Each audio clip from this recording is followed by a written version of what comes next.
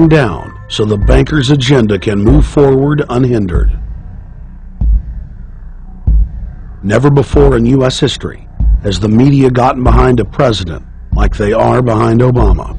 The press has pulled out all the stops, bestowing a crown of infallibility upon Obama as the savior of the people. The elite are betting everything they've got on Obama's charisma and hoping that he can sell the world on their program of tyranny. Yes, there have been differences between America and Europe. No doubt there will be differences in the future. But the burdens of global citizenship continue to bind us together.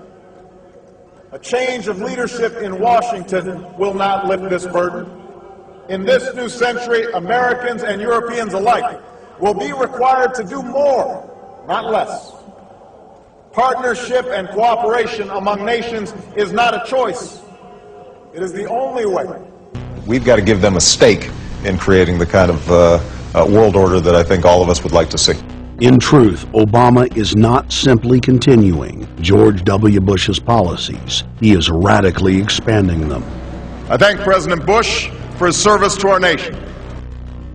This film has documented the painful fact that Barack Obama's agenda is the complete opposite of what he has claimed it to be. Now we will reveal what Barack Obama and his controllers' true agenda is. Number 1. Bring the United States under the complete regulatory control of a private offshore superbank known as the Bank of the World. More than 100 new taxes are now being developed under the umbrella of curbing greenhouse gases. The new taxes will be paid directly to the private bank consortium. At the producer level, taxes will be paid on farm animals' flatulence. At the consumer level, there will be carbon taxes on all forms of meat, beef, poultry, pork, and fish. All cars will be fitted with satellite tracking boxes that will tax driving by the mile. And an added tax will be placed on all fossil fuels, including motor oil and natural gas. All plastic products will have a carbon tax added. Outdoor space heaters and fireplaces are to be taxed. All electricity produced by coal-powered plants will be taxed. Under the cap-and-trade system, citizens will be forced to pay taxes on thousands of products to private cap-and-trade services owned by Al Gore and other elitists. There will be taxes on light bulbs, water, trash pickup, air travel, train travel, bus, ship, medicine, steel production, mining, clothing, laundry, asphalt are just a few of the new taxes to be levied.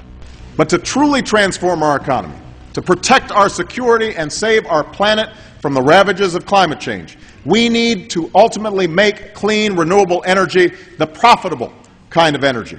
So I ask this Congress to send me legislation that places a market-based cap on carbon pollution and drives the production of more renewable energy in America. That's what we need. The notion of anthropogenic global warming is a fraud. In other words, the idea that the planet is getting warmer and that human activity is somehow responsible is a pseudo-scientific fraud. It's a big lie. It's a monstrosity. Remember the Nazis, they had race science, race hygiene.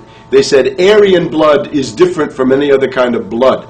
This was, of course, idiocy, a fantastic piece of nonsense. Today, we've got something similar.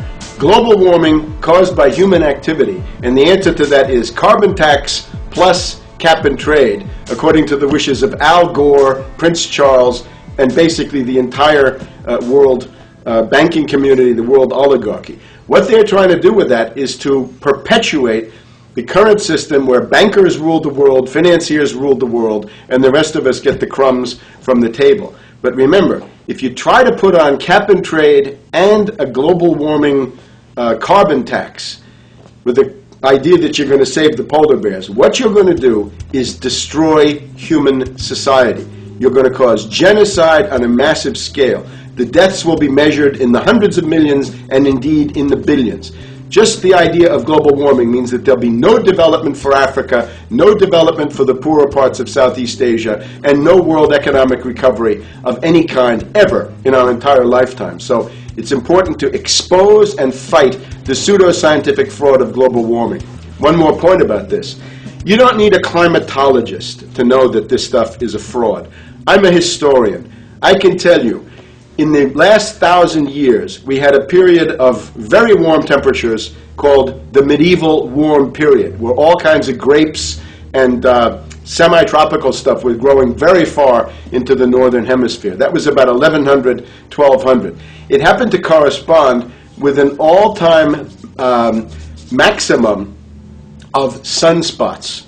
Right now, we can say that we're going into another maximum period where there'll be some warming, but we're well within the limits of the medieval warm period.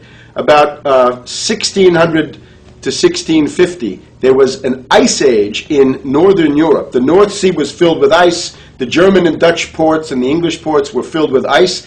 That corresponds to an all-time minimum of sunspot activity, the Spörer minimum and the Maunder minimum. So this has largely got to do with solar activity. We can see that other planets, not just the Earth, are warming slightly as a result of increased solar activity. But we're well within the minimum. So what the oligarchs claim to be an open and shut scientific case is a piece of pseudoscientific nonsense, and it should be rejected.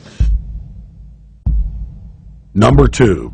The social engineers are fully aware that the Obama craze will wear off quickly, so they are racing to put in place the most oppressive police state control grid in human history.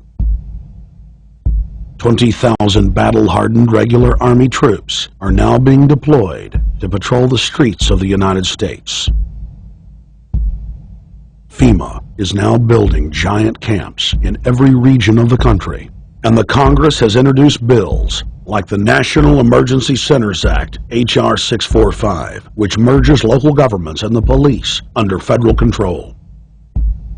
And as we all know that have watched these things, they're ready for the riots. With these detention centers that are being opened up around the country, with state police training for riot control in the event of economic calamity and food riots, they know what's going on and they're prepared for it. So people better also prepare for it themselves. Anyone that's not prepared for what's going to happen, they deserve what they get, because there's enough information out there pointing to the problems, and they should take all precautionary actions. Next, Obama ordered the Defense Department to issue DoD Directive 1404.10, establishing a 1 million person civilian army under his control. Simultaneously, Obama launched USAService.org. The new website deceptively masquerades as a federal agency, but in reality is a recruiting tool building a separate, completely private army outside of government that takes orders directly from Obama's controllers. Barack Obama has refused to rescind Presidential Decision Directive 51, signed by George W. Bush. The directive plainly states the president is a dictator and that Congress is ceremonial. We cannot continue to rely only on our military in order to achieve the national security objectives that we've set. We've got to have a civilian national security force that's just as powerful, just as strong, just as well funded. President Obama and his Chief of Staff, Rahm Emanuel, have repeatedly stated on the record that all Americans below the age of 64 will be forcibly conscripted into federal service. Citizenship is not an entitlement program. It comes with responsibilities. Everybody somewhere between the ages of 18 and 25 will serve 3 months of basic training and understanding in a kind of civil defense. Now, it doesn't always have to be service in uniform. One of the things that if you talk to our generals, they are desperate for is a civilian counterpart to our military forces. So is this compulsory then? Well, you have to, in a sense, it's a required of everybody, 18 to 25, 3 months, and at some point at that point you do it. Obviously, I'm not going to say perfect legislation. We'll work that process through. You could do it during a college summer, or you could do it after Anytime. high school. If you have a demagogue with a fanatical mass movement of personality cultists who is imposing the program of a group of extreme bankers and finance oligarchs, that's fascism. Obama's transition site, change.gov, proclaimed that middle school and high school students will be forced